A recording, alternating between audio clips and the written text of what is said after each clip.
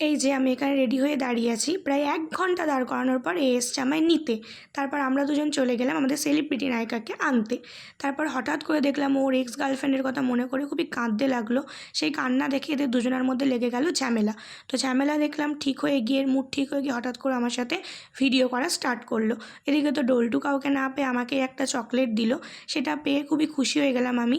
কিন্তু এই শয়তান মহিলা সেটা সহ্য না হয়ে হাত থেকে ছিনিয়ে নিল এবং ডল্টুকে আবার বলল আমাকে ভালোভাবে দে, আমি ভিডিও করব। তো তারপরে আমরা খেলাম চা। এটা গত শনিবারের ভিডিও। চা খেয়ে আড্ডা ফাড্ডা মেরে আমরা চলে গেলাম বিশালে। তারপরে হঠাৎ করে এ তো ক্যামেরা সামনে পেয়ে যা তা বকা শুরু করলো। আর এই সব ড্রেস নিয়ে ও দিচ্ছিল ডল্টুকে ট্রায়াল। এটা দেখার পর ডল্টুর আর কোনো গার্লফ্রেন্ড হবে বলে আমার মনে হয় না। তো তারপর ডল্টু করলো আমাদের প্রণাম। ওর প্রণাম করা দেখে খুবই মায়া লাগলো, বললাম চ ফুচকা খেয়ে আসি।